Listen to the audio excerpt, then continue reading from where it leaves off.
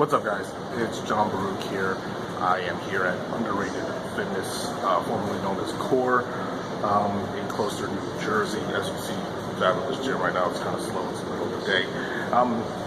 I haven't done a video in a while, so I'm going to start doing a couple more. A lot of informative stuff that I think a lot of trainers need. This specific video, this topic has been, I've been seeing it, I'm noticing a lot of things happening with this one. I think that we all have to be very aware of.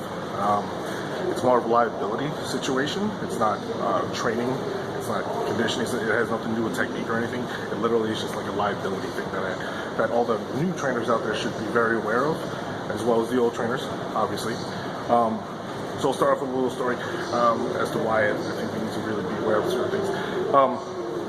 There's been a number of incidents where trainers are getting sued, and it's because the purpose of equipment, the equipment that they're utilizing is not purposed for what they're doing. For example, I think it was about 3 or 4 years ago, maybe it was even more, there was a incident where a trainer was using those little discs that they use to move furniture equipment that you put underneath. You can buy those like Home Depot or Target. You can get them for like $10, $12. So you got those instead of these, slides, whatever. And he replaced them with that instead. Basically, long story short, the client tore a muscle utilizing those little discs. Went on to sue the trainer, and the trainer, basically for negligence. Said the trainer didn't know what he was doing. The trainer proved by showing the programming, which is written out. He showed him the pudding as to why he utilized that piece of equipment in the specific exercise. But then the court went on to say that the purpose of the actual piece of equipment was not for a fitness program. They literally said it was not patented for fitness. So basically, the trainer lost. That's the sad part. They were not purposed for fitness. So if you actually are going to do stuff, because I happen to see this at another gym where trainers were using towels on the tile floors instead of these glides, and the unfortunate part is towels are not purposed for fitness. And I hate to see a trainer lose a lot of money, a lot of time, a lot of credibility because they're using the wrong pieces of equipment. The sad part is you have to spend a little bit of money to get stuff that's meant for it, and that's just what happened. It was kind of bad. I don't know what the trainer lost. I don't know what's happening with the trainer now, but that's one incident.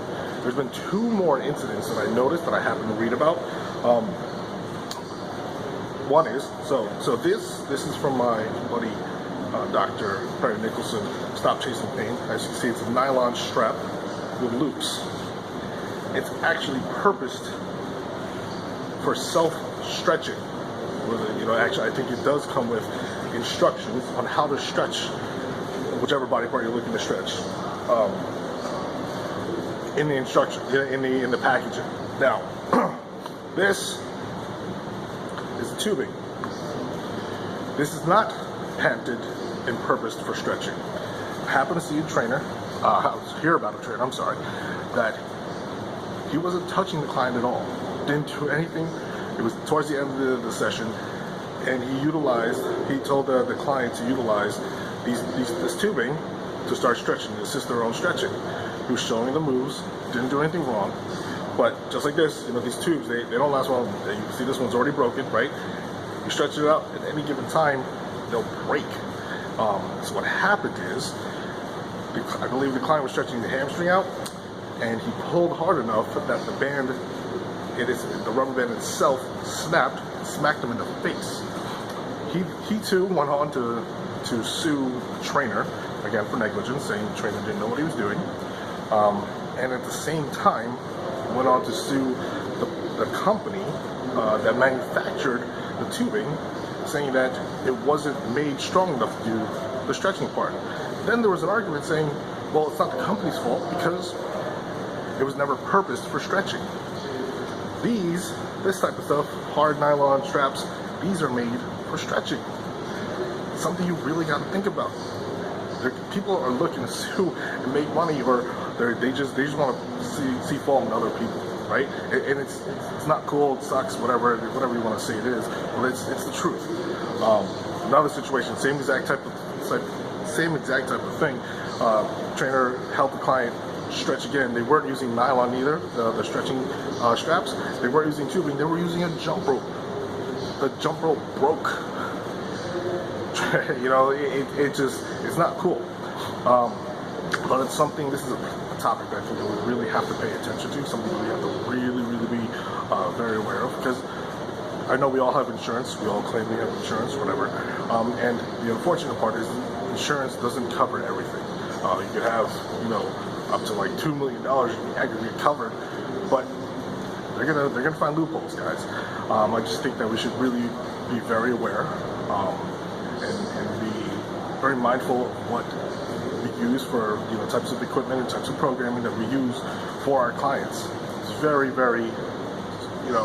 it's a tight industry right now. There's a lot of trainers out there, so if one goes down, there's just another one waiting there. Another big thing I think that we should always do, I really do push this, that we have to write these programs down. They have to be actually recorded, because God forbid you do go to court, you got to show evidence. You got to show what you've been doing. You got to see, the end goal is supposed to be here, and you got to develop this program. And you got to write the whole thing out, showing them that you had a plan. That way, every piece of equipment is actually justified as to what you're trying to do.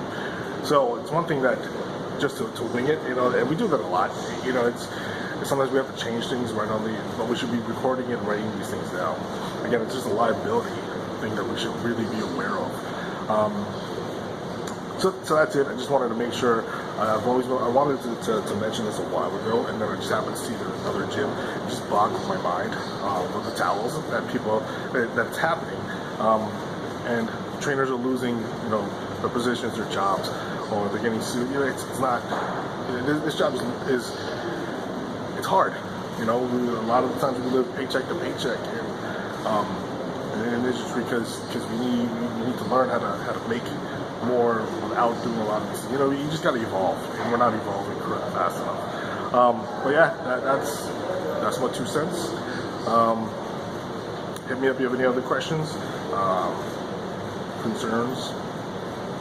Peace out.